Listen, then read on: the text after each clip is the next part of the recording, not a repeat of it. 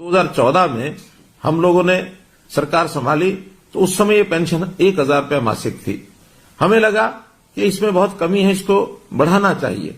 लगातार हर वर्ष 200 रुपए, 250 रुपए, 200 रुपए इस नाते से बढ़ाते बढ़ाते और अभी 1 अप्रैल अगला जो 2023 का महीना शुरू होने वाला है, उस समय ये हमारी जो पेंशन है, जो सम्मान निधि है, ये 2,750 रुपए हो जाएगी।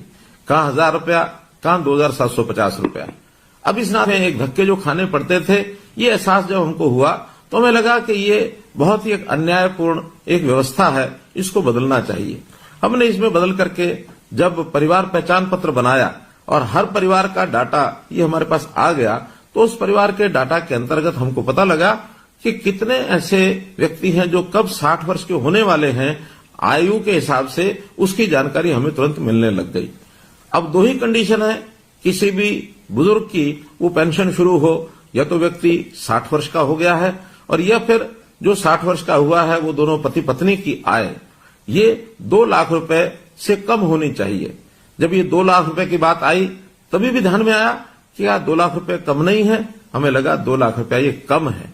तो इस अगले महीने से हमने इस आय को भी बढ़ा करके 2 से 3 लाख रुपया कर दिया है और इस 3 लाख के करने के बाद बहुत से लोग इसमें नए और जुड़ गए हैं। ऐसे जितने भी हमारे रिटायर्ड लोग हैं, जितने ऐसे बुजुर्ग हैं या नौजवान भी हैं जो अपने आप एक स्वयं सेवक के नाते, एक वॉलंटियर के नाते काम कर सकते हैं, उनका भी एक पोर्टल बनाया है। उनको हम रजिस्ट्रेशन कराते हैं और रजिस्ट्रेशन कराने के लिए अगर अपना मन माने तो इसलिए वॉलंटियर बनने के लिए हमने जो पोर्टल बनाया है, उस पोर्टल के बारे में मैं बताता हूं।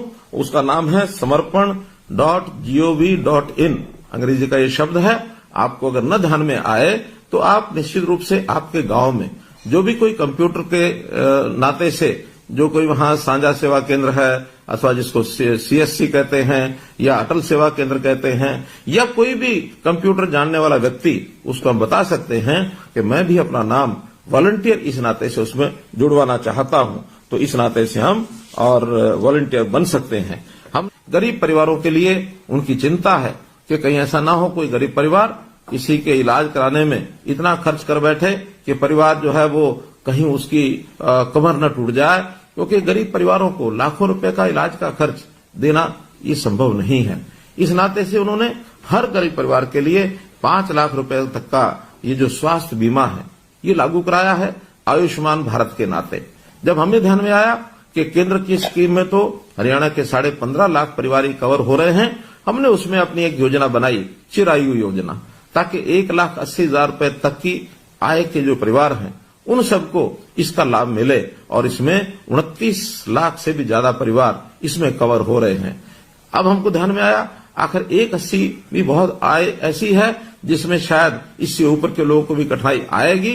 तो इस वर्ष के बजट में हमने इस आय को बढ़ा करके 3 लाख रुपया प्रति परिवार ये आय रख करके और थोड़े से पैसे लेकर, थोड़े पैसे यानी 125 रुपया महीना अर्थात 1,500 रुपया साल, इतना पैसा लेकर के भी उनकी जो स्वास्थ्य बीमा योजना उनको भी इसको ऑफर किया है ताकि वो इसको ले सके और परिवार के इस खर्च को बचा सके।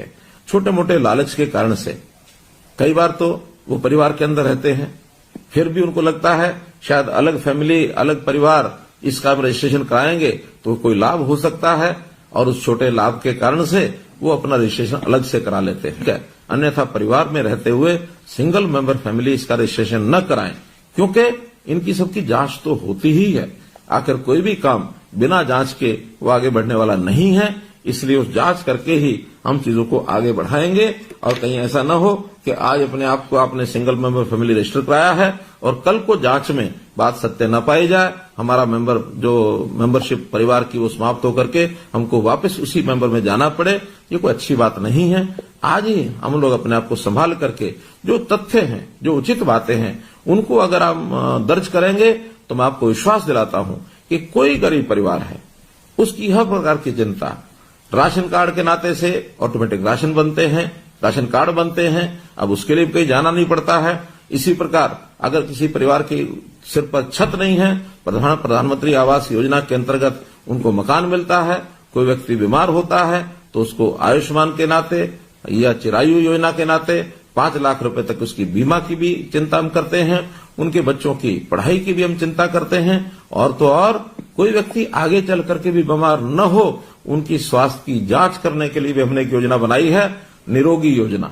अर्थात इसमें भी हर वर्ष या 2 वर्ष में कम से कम हर बार एक व्यक्ति का एक बार उसका स्वास्थ्य जांच जरूर हो, इसके लिए भी निरोगी योजना बनाई गई है। हमारे जितने भी सीएचसीज हैं, पीएचसीज हैं, हॉस्पिटल्स हैं, और अब तो हम इस काम में प्राइवेट जो अस्पताल हैं उनकी व्यवस्था भी कर रहे हैं, ईएसआई अस्पताल उनकी व्यवस्था को भी इसमें जोड़ा गया।